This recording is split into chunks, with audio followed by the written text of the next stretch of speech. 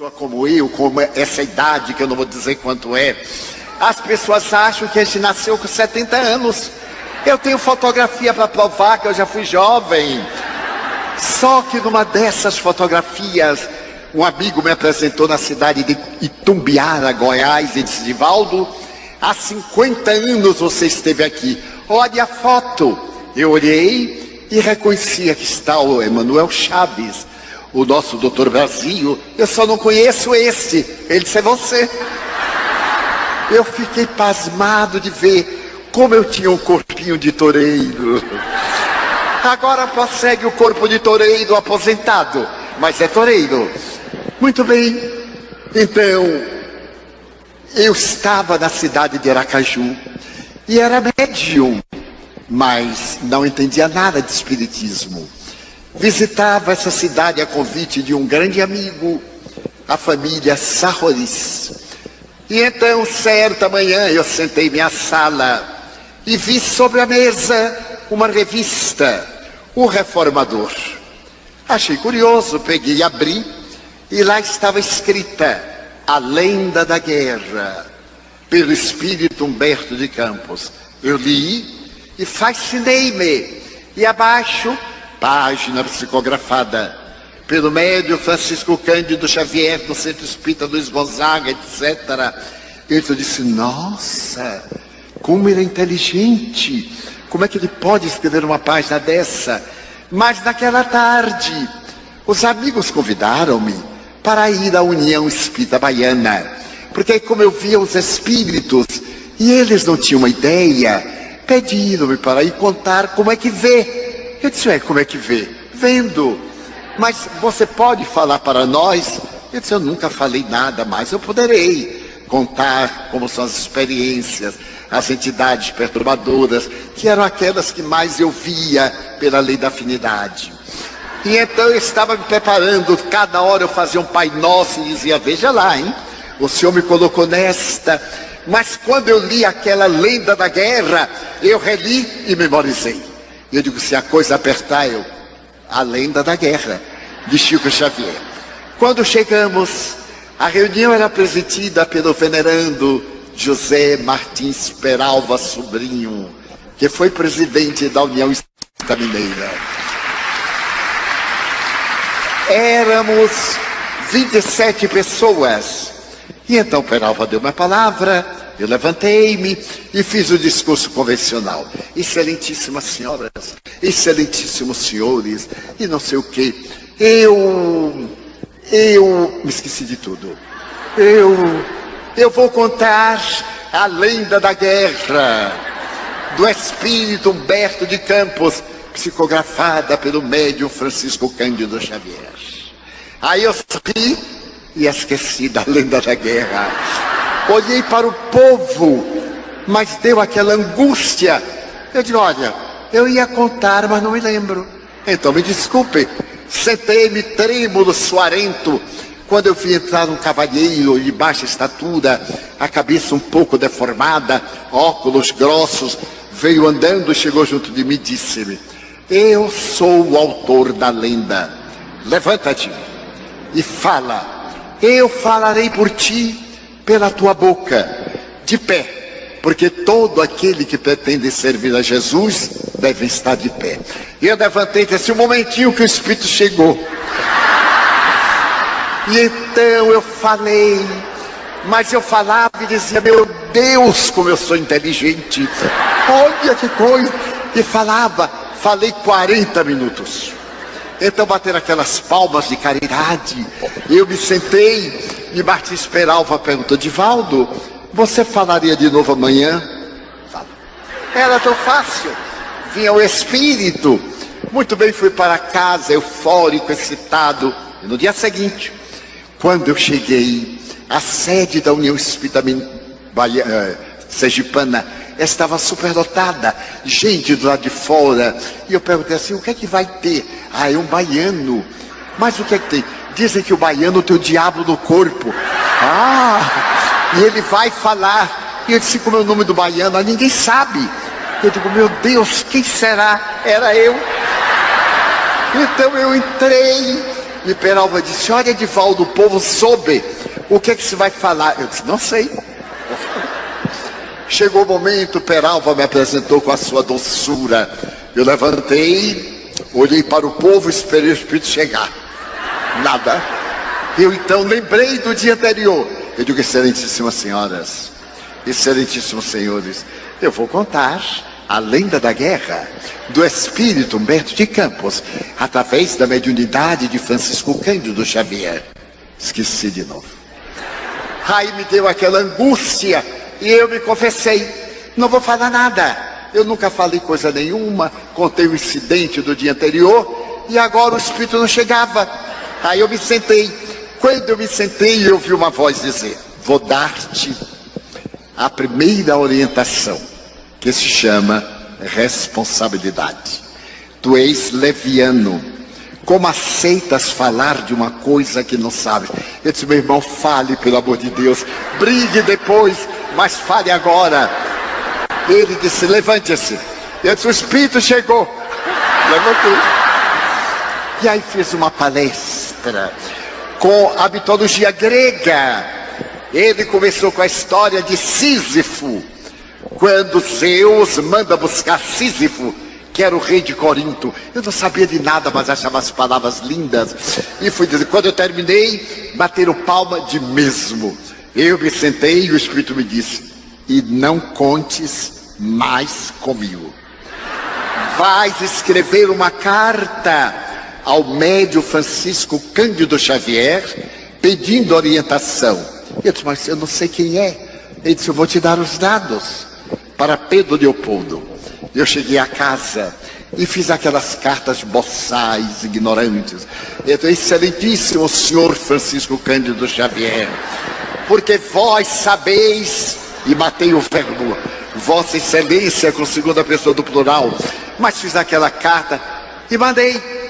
Um mês depois, eu recebo em Salvador uma carta: meu querido Edivaldo. Eu digo: nossa, será que é dele? A letra redonda, linda, a ternura amorosa saía das letras. Eu chorava, eu sorria com aquele pedaço de papel.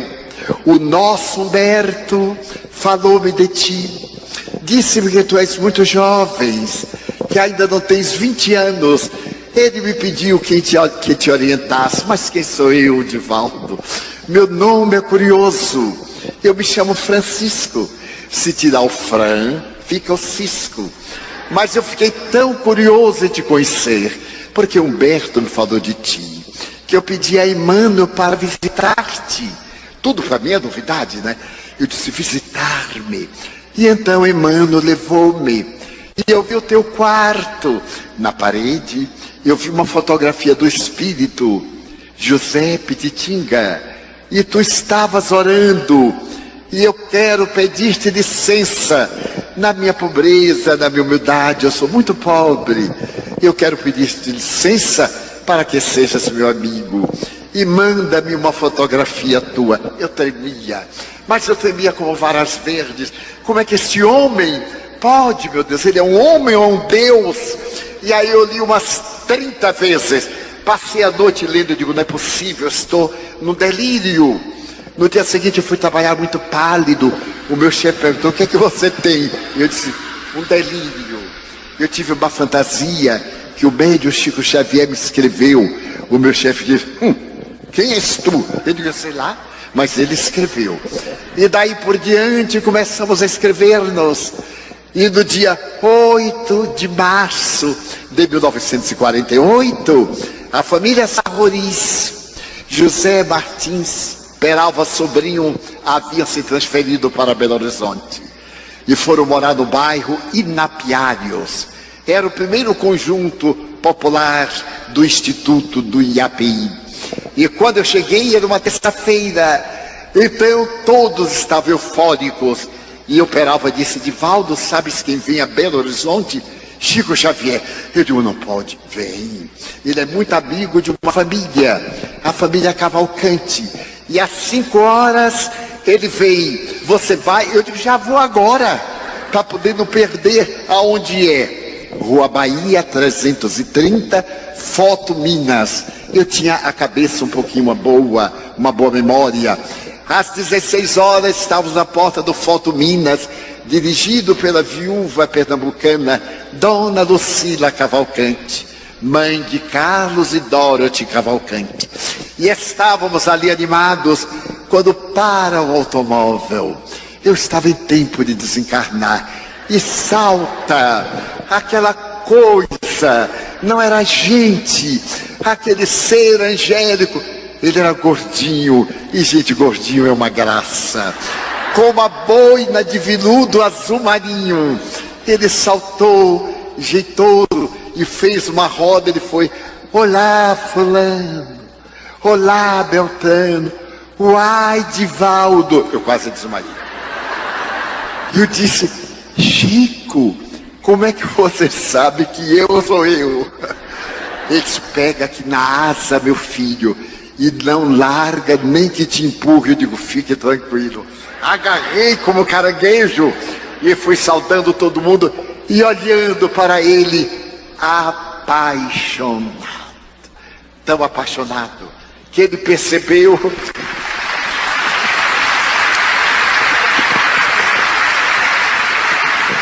e me ofereceu aquela túnica azul marinho que eu guardo no relicário. E disse: Divaldo, eu estou aqui para nós conversarmos. Estava Arnaldo Rocha, Peralva, Ederlino Sarruriz, Enio, a família Cavalcante. E o Chico começou a conversar.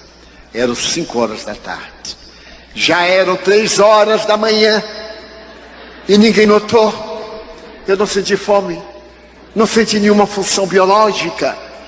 Olhando aquele Deus em letra minúscula, que falava da minha alma, sem nunca me ter visto. Eu disse: encontrei a felicidade. E quando se despediu: sexta-feira, meu filho, dê um pulinho em Leopoldo. Você vai? Eu digo: se achar alguém que me leve. Você dorme lá comigo, meu filho.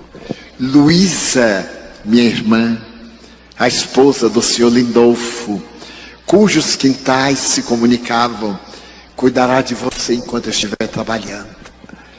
Eu vivi a verdadeira plenitude, porque na sexta-feira chegamos cedo e fomos almoçar. E eu tinha uma pergunta para fazer a Chico, mas tinha vergonha, porque naquele tempo a palavra sexo era uma tremenda imoralidade. Não se pronunciava, todo mundo era assexuado.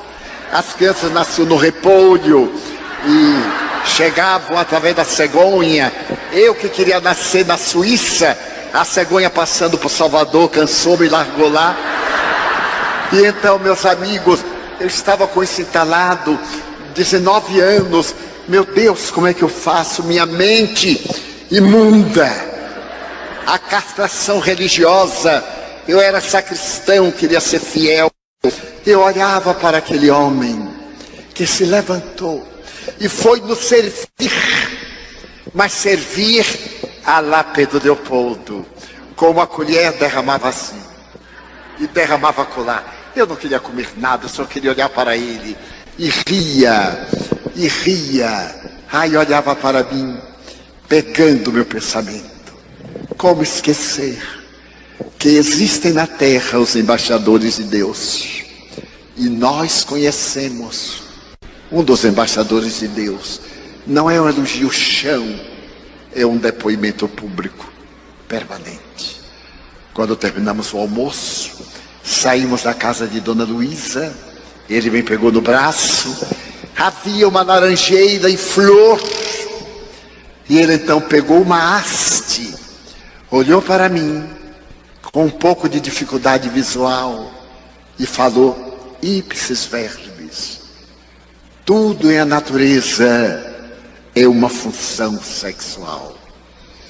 A planta que introduz as suas raízes na base da terra para sugar o humus e a água e transformá-los em madeira, em perfume, em flor e em fruto, realiza uma sublime função sexual.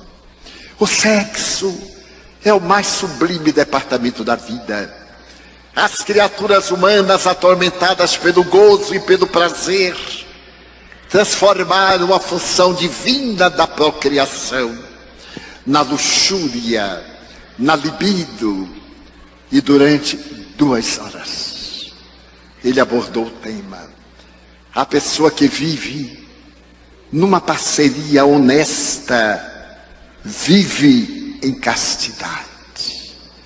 E a pessoa que se castra e tem a mente pervertida, encontra-se em corrupção. O importante não é o ato, é a intenção.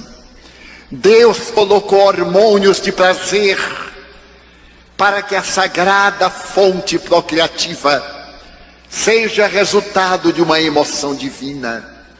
E é por isso que essa sensação psicofísica concede a plenitude. A grande bênção do amor não é o ato sexual, porque se pode amar sem praticar o ato, como se pode vivenciar o ato sem amar. Os animais, em geral, procriam, mas não se amam. O amor é a presença de Deus na alma. E no momento em que se busca o êxtase, ao invés do mecanismo erótico, a ternura, o amor, as expressões que produzem hormônios de natureza transpessoal, que produzem nos neurônios cerebrais a produção da oxitocina, que eu não sabia o que era, e vai, e depois da efusão, quando é invadida pelos hormônios da beleza, deve continuar esse ato de 16 segundos 18, no sentimento de gratidão pelo outro. E ao invés de dar-lhe as costas, dizer-lhe eternamente, como eu lhe amo. A minha vida sem você não teria sentido. Você é o pão da minha existência. Acariciar. E é um ato tão profundo que um torpor toma conta do ser para renovar-se e viver. 2 horas. E eu deslumbrado, memorizando, devorando cada sílaba. E quando ele terminou, disse assim: é um presente de André Luiz para a sua juventude. Apaixonei-me.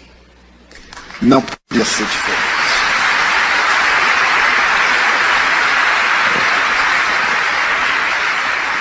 Desde aquele momento, nesse homem luz, eu vi a representação máxima de Jesus. Ele era Francisco de Assis. Não vou medir, porque é um erro. Mas eu encontrei São Francisco naquele sapato folgado sem meias, naquela roupa desengonçada e bela. Como é belo Chico Xavier. Não da beleza perecível, como nos apaixonávamos por ele. A doçura da sua voz.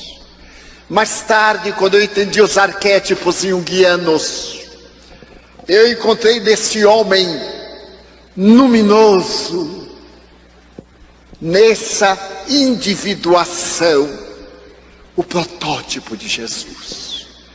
Não saberia dizer se a ânima era maior do que o ânimos, porque no mesmo momento que ele era a mãe do desgraçado, ele era o pai educador.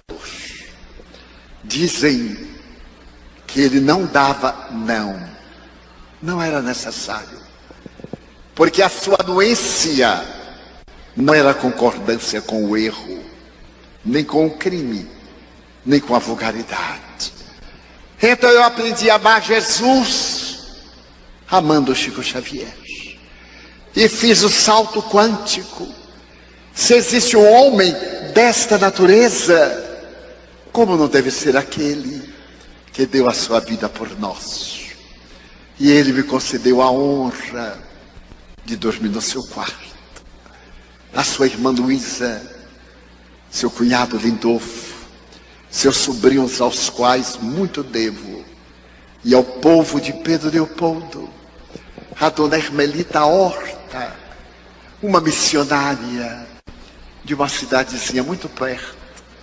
Eu aprendi que é possível ser cristão, mas cristão verdadeiramente, porque ele me levou à casa de dona Hermelita, viúva, mãe de 5 filhos, que foi trabalhar numa padaria doméstica para manter a honra, e ali ele psicografou para mim, sem que eu tivesse jamais sabido, um poema de Rabindranath Tagore, de um livro que eu havia psicografado e tinha vergonha, e escondi o livro porque eu não sabia quem era Rabindranath Tagore.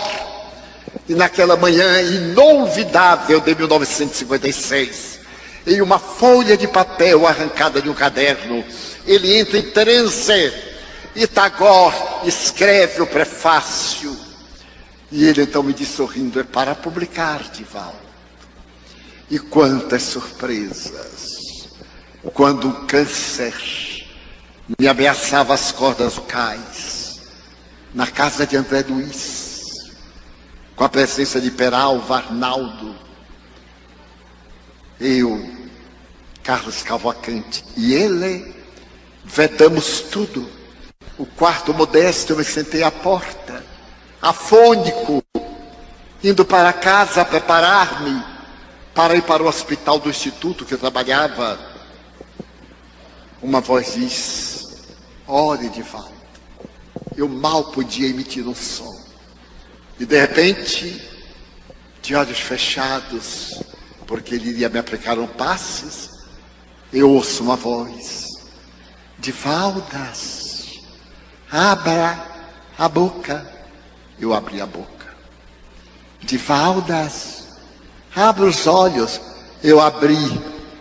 Era Sheila, que eu não sabia quem era, materializada, loura, vestida de enfermeira à Primeira Guerra Mundial. Eu vou fazer uma aplicação, Divaldo. E tirou o objeto como a caneta, como a lâmpada na ponta. 1956, não havia. Eu vou queimar o ponto e vai doer. Dizem que homem tem uma coragem para a dor, que se o parto fosse masculino, a humanidade se acabava, porque só nascia o primeiro. Eu então abro a boca, ela introduz, era maleável, acomoda-se na língua, e ouço aquilo. Dei um grito que acordou a cidade. Ela tirou, sorriu, novamente. Eu digo: já estou bom. Novamente. E novamente. E agora? Estou bem. Curei-me. Eu disse: Sheila, quando eu sair daqui eu não vou acreditar. Foi uma alucinação. Eu estou no estado alterado de consciência. Dê-me algo material. Eu colecionava flores, violeta dos Alpes. Ela estendeu a mão no escuro absoluto, e no claro que eu via o tijolo emendado de cimento. E começou a chover violeta, eu tirei o lenço, elas caíram. E eu disse: Sheila, eu tenho uma amiga suíça que me fala de uma flor misteriosa chamada Edelweiss. Você conhece? Ela disse: é isso, Divaldo. E começou a chover. Essa flor delicada dos Alpes alemães, dos Alpes austríacos, que arrebenta a neve, é frágil. Ela faz lembrar uma sempre-viva caído no meu colo. E eu me apaixonei pela Edelweiss. Sorriu. E até hoje, Nunca mais eu tive afonia. E faço seminários de 8 horas diárias com mais uma conferência. A voz cansada, mas não afônica. Devendo a vida àquele homem que quando terminou, eu disse: Chico, ele disse: bondade de Deus, meu filho. E para dar um toque de riso, era muito frio o Pedro Leopoldo naquele dia. E eu baiano de roupa branca. Terminou a reunião no Luiz Gonzaga, onde ele ficara até as 3 da manhã, com aquela palidez típica. Íamos tomar um café e a broa na casa do André. Quando eu senti o primeiro perfume, eu digo: nossa, que perfume de rosa, Chico. Ele disse: é, meu filho, Pedro Leopoldo tem muitas rosas. E daí a pouco um perfume de cravo. Eu: Chico, esta rua tem muitos cravos. Eu digo: nossa. E daí a pouco eu me virei, saía dele. Eu digo: Chico, eu sou muito espontâneo, está saindo de você. Ele dobrou o paletó: não, meu filho, se saísse de mim era Detefon. A mediunidade olorífera.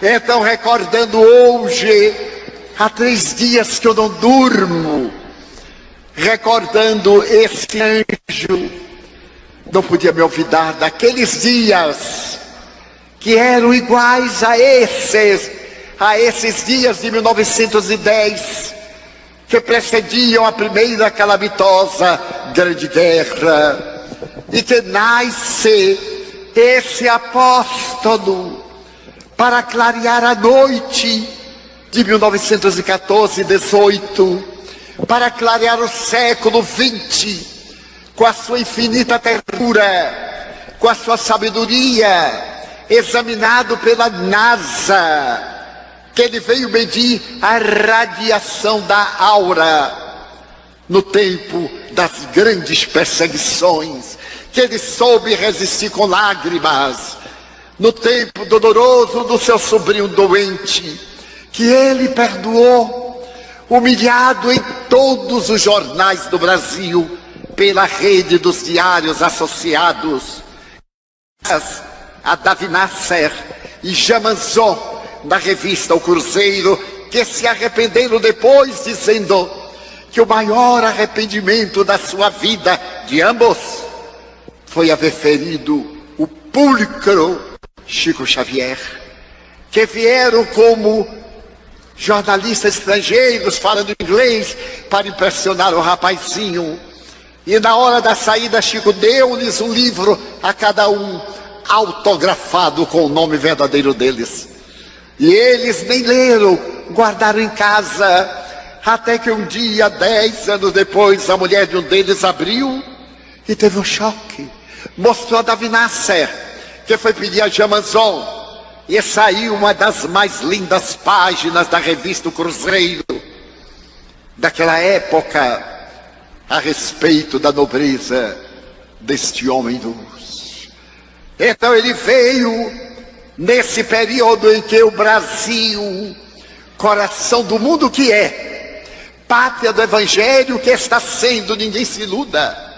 Humberto de Campos não disse que seríamos uma Shangri-La, que seríamos um país de ociosos, de pessoas felizes, uma Israel de pessoas indignas, mas de homens e mulheres audaciosos, que levaríamos a doutrina espírita aos 5 rincões da terra, que implantaríamos a mensagem no solo árido do deserto, que teríamos a oportunidade de falar a muçulmanos, como seu pobre irmão tem falado, em 10 países muçulmanos, falando de Mohammed, mas falando de Jesus e Chico Xavier, indubitavelmente, falando da grandeza da doutrina espírita, porque o espiritismo é o Cristo Jesus de volta, através desses seres espirituais, as estrelas que caíram dos céus,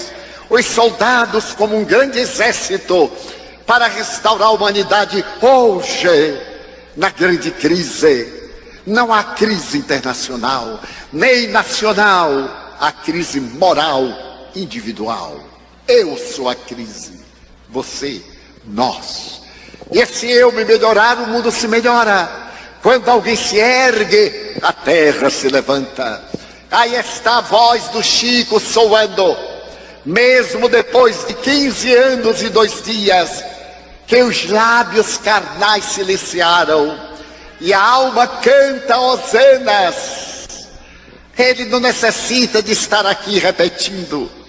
Quantas vezes me disse que irei escrever? Emmanuel já disse tudo. Que palavras terei para dizer? Espero que o Senhor me honre no além, com o grande silêncio, acompanhando a árvore do Evangelho crescer.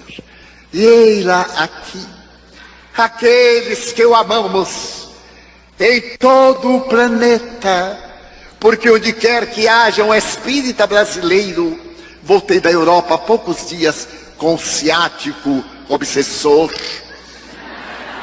Estive em 22 cidades de 12 países, e em todos a alma do Chico pairando docemente, docificando os corações.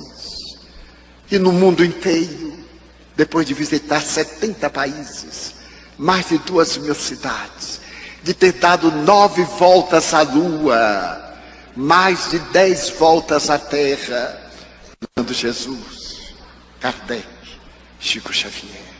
Eu quero prestar o meu culto na cidade que ele nasceu, na Cândida Pedro Leopoldo, nas histórias que nos contávamos pelas madrugadas, na sua casinha. E para concluir, certo dia ele ia para o trabalho e pelo fundo ia para a casa de Dona Luísa. Quando ele fechou a porta e foi olhar as suas rosas, amante das rosas, havia um príncipe negro. Ele então pegou a rosa e começou a falar. Eu disse, coitado, ele é um pouquinho tantã, porque está conversando com a rosa. Ele captou meu pensamento, não disse nada. E eu perguntei, Chico, você fala com as rosas? Falo, meu filho. E você ouve o que elas respondem? Ouço, meu filho. Nem cada um tem uma mania. Passaram os seus anos. E estávamos em Uberaba. E haviam sido feitas experiências sobre sensibilidade vegetal, sobre perispírito, as pesquisas a respeito da aura. E eu estava no auge do entusiasmo que a flor amada é muito mais bela. As casas onde existe o amor, as plantas são mais vivas, que elas se comunicam, que elas dão mensagens. E então à mesa eu fiz a abordagem enquanto ele psicografava. Quando terminou e nós íamos agora à sua residência uberabense, ele me abraçou assim e disse assim, uai, Divaldo, é verdade que as flores têm sensibilidade? Eu digo, nossa, você não faz ideia, Chico. As flores, e aí comecei a falar o nome dos autores, o nome dos livros. Ele gostava dos detalhes. Eu tenho uma experiência de uma flor que uma amiga minha olhou e a flor desencarnou no meu olho. Ele disse, nossa, pois é, Divaldo, quer dizer que é verdade, não é? Eu digo, verdade verdadeira. Ele me olhou, matreiro como todo mineiro, e disse, ai, Divaldo, você lembra do príncipe negro? Eu quase desencarnei. Chico, perdoe a minha ignorância. Não, meu filho, não era ignorância não, era inteligência oculta. Eu digo assim, Chico, pelo amor de Deus, me diga, você mente? Não, eu postergo a hora da verdade. Existirá alguém assim? Então aqueles eram dias de Otaviano, esses são dias de Jesus. Levanta-se uma voz que vem de quebrada em quebrada, e nós que temos tanto a agradecer e tão pouco para pedir, obrigado, Senhor, pela vossa atenção. Muito obrigado, senhores.